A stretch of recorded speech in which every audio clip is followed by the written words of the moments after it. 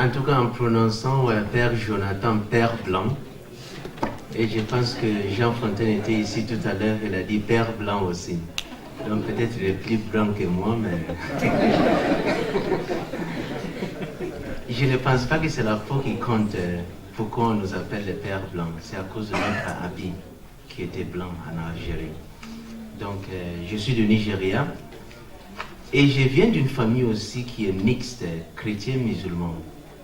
Ma mère, musulmane, et mon père, il est chrétien. Mais en tout cas, je vous dis la vérité, ils ont vécu ensemble. J'ai grandi en voyant ma mère en train de prier chaque jour.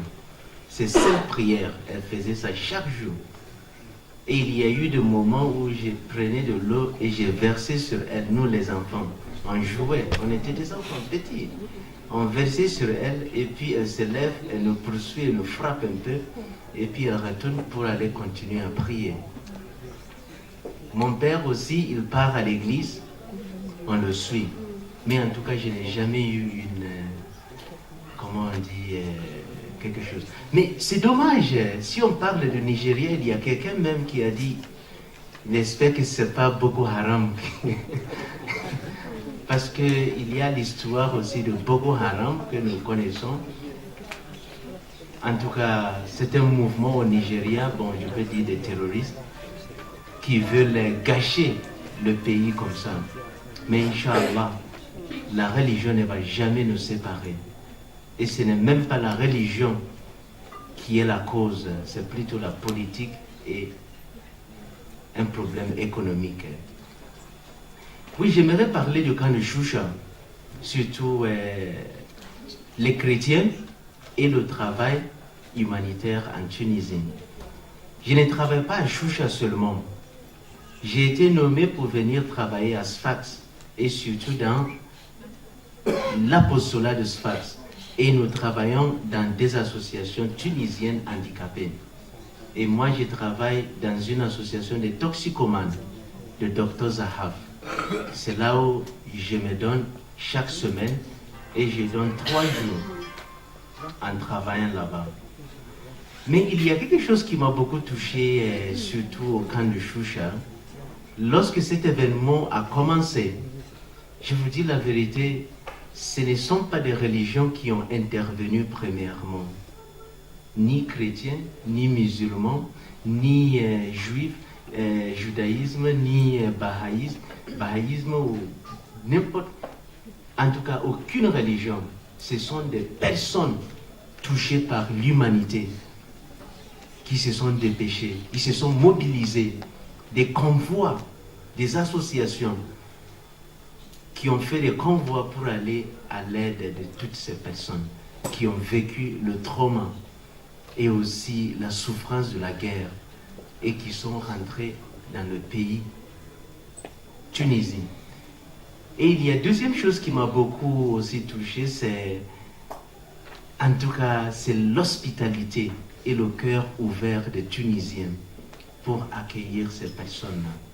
Et je pense que ces réfugiés ne vont jamais oublier ce témoignage. Et c'est ce qu'ils disent toujours. Ils ont été bien accueillis. Et c'était plus tard que maintenant, l'Église catholique a dit, mais écoute, qu'est-ce qu'on peut faire? Il faut avoir une présence aussi de l'Église là-bas. Et pourtant, on était déjà là. Il y avait le Secours islamique au Kissi qui a pris l'initiative et avait même un stand là-bas.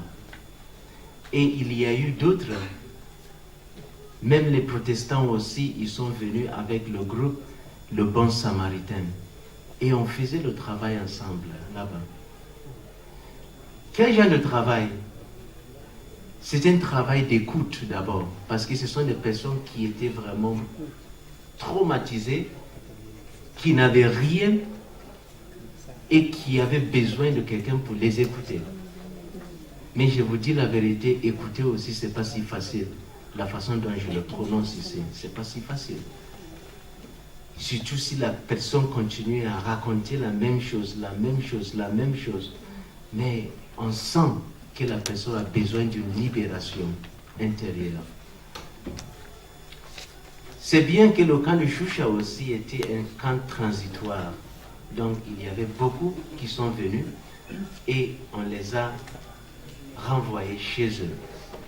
Mais il reste encore des personnes au camp de Choucha, mes chers amis. Même si on dit qu'officiellement on a déjà fermé le camp de Choucha, oui, officiellement c'est fermé, mais il reste encore des réfugiés qui se baladent là-bas. Et des réfugiés aussi qui se sentent d'être abandonnés et rejetés même par la société, soit HCR, soit aussi, ils disent aussi le gouvernement tunisien ne se prononce pas dedans. Mais de tout ce qui est dedans, il y a 2 cas de réfugiés qui restent là-bas. Ceux à qui on a donné le rejet définitif. Ça veut dire HCR a dit non, on ne va plus continuer avec vos dossiers, c'est fini. Donc ça veut dire, vous avez 2 choix, de rentrer dans le pays d'accueil, ça c'est la Libye, ou bien de retourner dans votre pays d'origine. Mais ces réfugiés, à cause des raisons qui les ont chassés de chez eux pour entrer en Libye et en Tunisie, en tout cas, ils ne veulent pas retourner chez eux. C'est la raison qu'ils donnent. Et il y a 2e catégorie de réfugiés, ce sont ceux à qui on a donné le statut de réfugié. Ils ont le statut.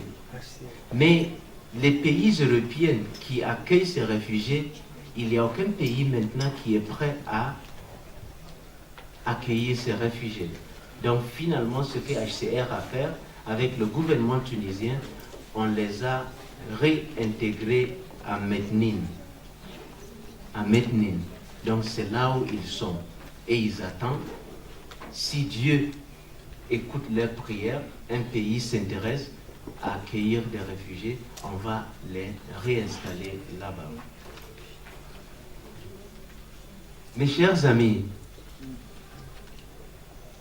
chrétiens, musulmans, juifs, bahaïstes, bouddhistes, toutes les religions, pour moi je vois que notre centre, il y a quelque chose qu'on ne peut jamais oublier, et ça c'est l'humanité, la personne qui est devant nous. Il fut un moment dans l'histoire où Dieu était le centre de tout. Mais je crois que ça a changé aujourd'hui. L'être humain est très important. Surtout la liberté de la personne, la justice. Et c'est ce que nous, tous ensemble, quelle que soit quelle que soit la religion, nous devrons lutter ensemble pour que le droit de l'homme soit respecté. Je pense que j'ai été attrapé ou bien piqué par une moustique. Et c'est une moustique que je peux dire que c'est d'être interpellé, de se laisser d'être interpellé. C'est de se laisser se désinstaller de chez moi, enrichir par l'existence de l'autre qui est en face de moi. Écoutons-le. Cherchons à mieux comprendre sa tradition, religion telle qu'il l'a dit. Et il l'a respecté comme il le fait.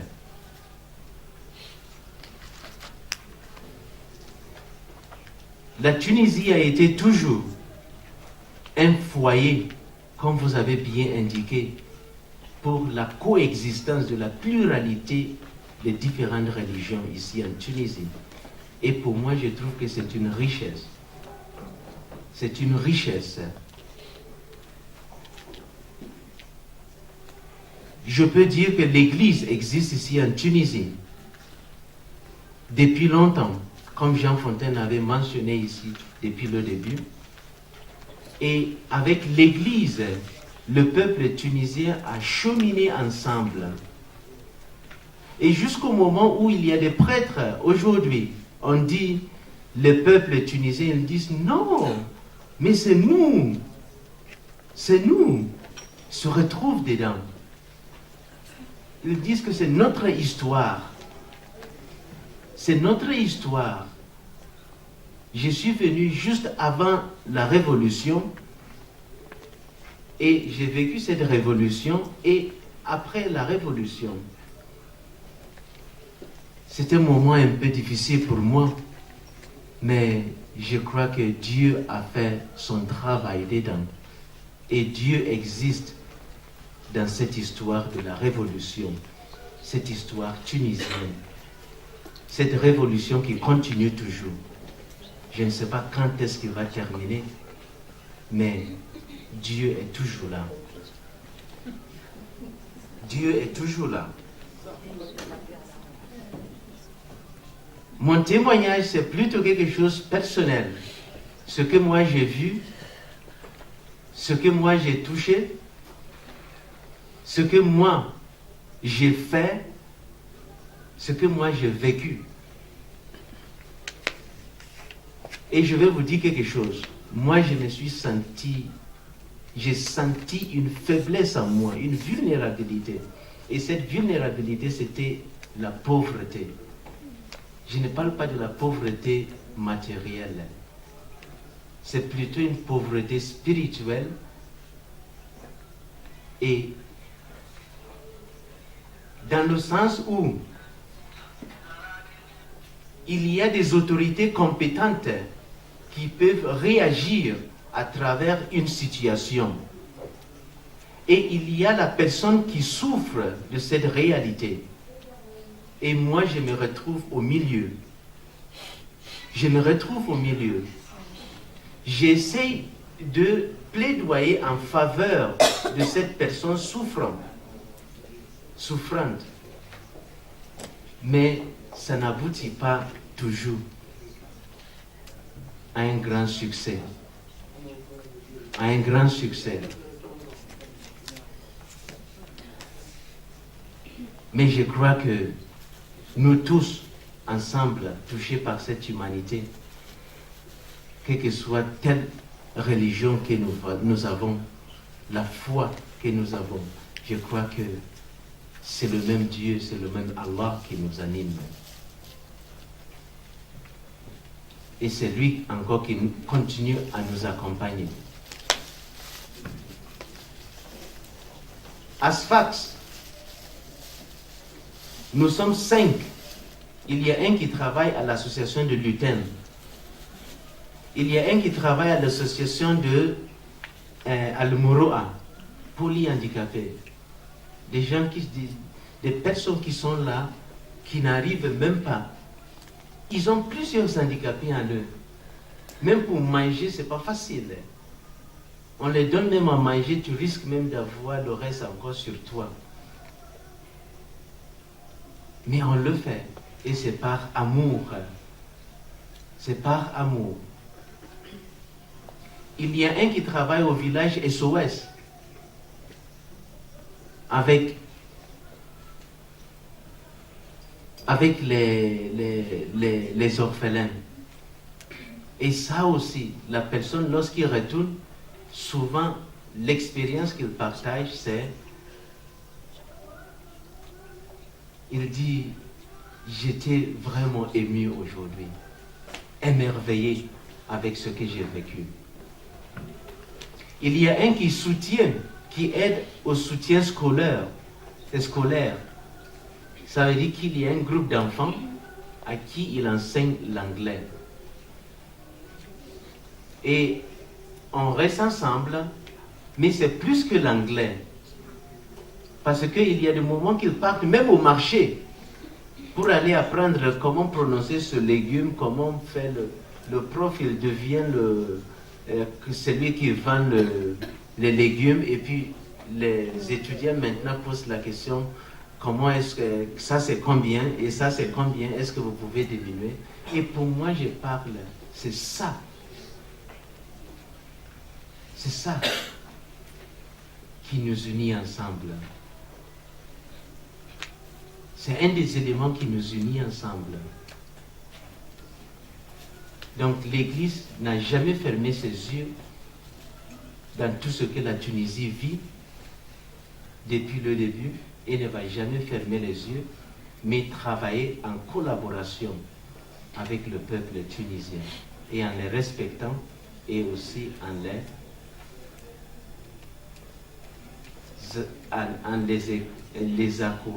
les encourager. Exactement.